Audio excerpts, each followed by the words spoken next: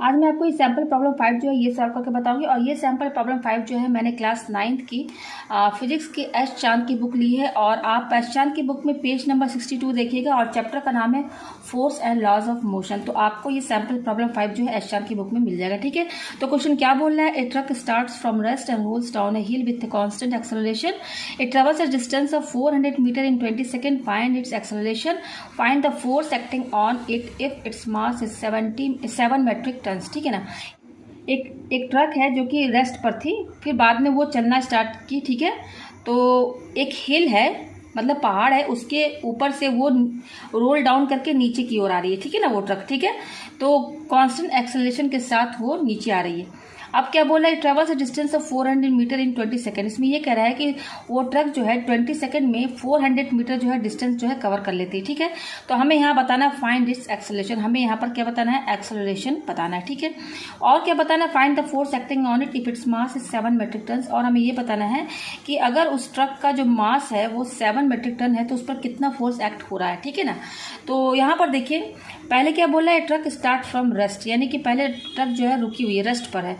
तो रेस्ट पर है तो इसका मतलब कि इसकी जो स्पीड होगी वो 0 होगी जब रेस्ट पर है, यानी कि यू, जिसको कि इनिशियली यहाँ हमें क्या समझ में आ रहा है कि इनिशियली जो ट्रक है वो रेस्ट पर है। तो यहाँ पर रेस्ट पर है यानी कि जो उसकी स्पीड होगी वो 0 होगी। और ये इनिशियल का बता रहा है, तो इनिशियल स्पीड यानी कि यू जो है वो क्या होगा? 0 होगा। और यू को क्या बोलते हैं? Initial speed. क्या बोलते हैं? Initial speed. ये हमारा यू पता चल गया, रेस्ट पर है तो यू 0 होगा। ठीक है, अब क्या बोला है? ट्रेवल्स डिस्टेंस है 400 मीटर। यहाँ पे 400 मीटर क्या बता रहा है? डिस्टेंस। क्या बता रहा है? डिस्टेंस। डिस्टेंस को डी भी बोलते हैं। और इस चैप्टर में force and laws of motion में डिस्टेंस को एस से डिनोट भी किया गया है, एस। ठीक है ना, तो ये कितना दिया हुआ है? 400 मीटर। कितने सेकेंड में ये डिस्टेंस कवर कर रहा है ट्रक? 20 सेकेंड में, यानी कि टाइम जो दिया हुआ है वो 20 सेकेंड दिया हुआ। ठीक है, हमें यहाँ पे क्या फाइंड करना है? एक्सेलरेशन। ये फाइंड करना है एक्सेलरेशन। और क्या फाइंड करना है? फोर्स। फोर्स भी यहाँ पर हमें फाइंड करना है। और मास ऑफ ट्रक कितना दिया हुआ है? ट्रक का जो मास है, मास ऑफ ट्रक वो दिया हुआ 7 मेट्रिक टन। ठीक है ना, मेट्रिक टन ये दिया हुआ है। ठीक है, तो चलिए इसको सॉल्व करके बताती हूँ मैं। तो सबसे पहले हमें यहाँ पर एक्सेलरेशन निकालना है। जब एक्सेलरेशन निकलेगा तभी हमारा फोर्स निकलेगा। तो फोर्स का फॉर्मूला क्या होता है? Mass into acceleration. ठीक है ना, तो एक्सेलरेशन यहाँ चाहिए, तो सबसे पहले हमें यहाँ पे एक्सेलरेशन फाइंड करना होगा। तो चलिए पहले एक्सेलरेशन निकाल लेते हैं। तो यहाँ पर देखिए यू 0 मैंने बता दिया कि जो ट्रक है वो रेस्ट पर है, इसलिए यू 0 रहेगा। और यहाँ पर स्पीड डिस्टेंस कितना कवर किया उसने? देखिए यहाँ पर एस और डी इन दोनों का मतलब डिस्टेंस है। ठीक है ना, यहाँ पर एस का मतलब अब स्पीड मत समझिएगा, यहाँ पर इसका मतलब क्या है मैं यहाँ पे लिख देती हूँ, ये डिस्टेंस है। इसको मैंने क्या माना है? डिस्टेंस को डी भी बोलते हैं, एस भी बोलते हैं। ठीक है, तो यहाँ पर आप यही समझिएगा कि डी और एस क्या है? डिस्टेंस है, इसको डिनोट किया गया है। तो यहाँ पर यू दिया हुआ है, एस दिया 400 मीटर, टाइम 20 सेकंड दिया, एक्सेलरेशन निकालना है।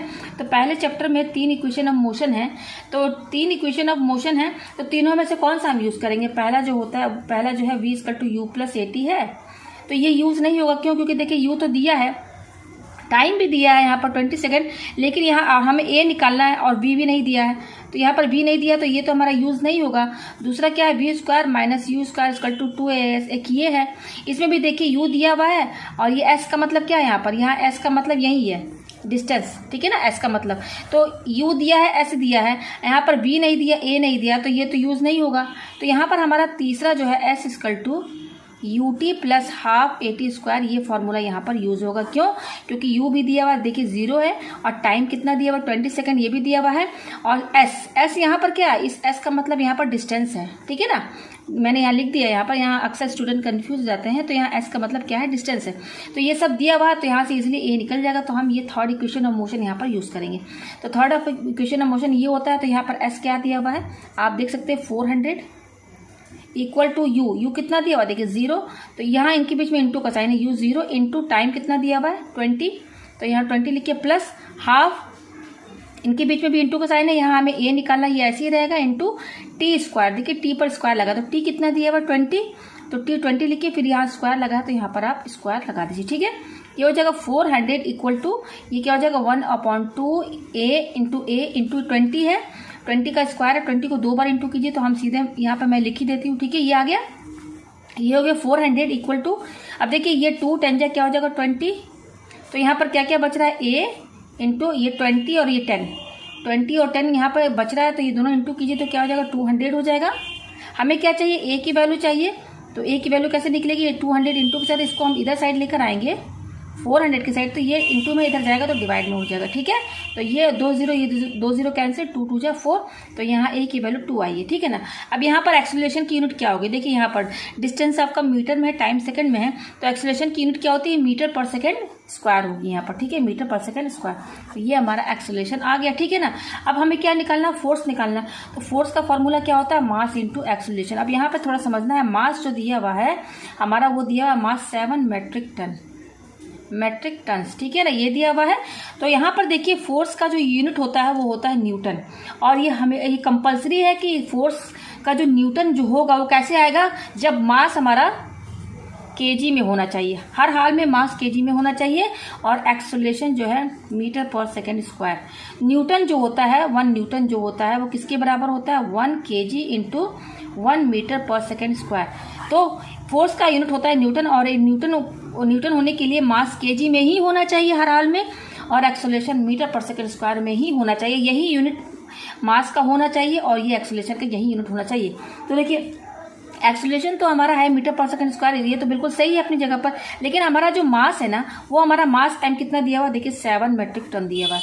तो यानी कि इसको हमें केजी में कन्वर्ट करना पड़ेगा, क्योंकि मास यहाँ मेट्रिक टन में दिया हुआ है, और मैंने बता दिया कि मास जो है हर हाल में केजी में ही होना चाहिए। तो हम जानते हैं कि 1 मेट्रिक टन जो होता है 1000 केजी के बराबर होता है। 1 मेट्रिक टन जो है 1000 केजी के बराबर होता है। इसको आप याद कर लीजिए, जैसे 1 मीटर 100 सेंटीमीटर के बराबर होता है, उसी तरह से 1 मेट्रिक टन जो होता है 1000 केजी के बराबर होता है।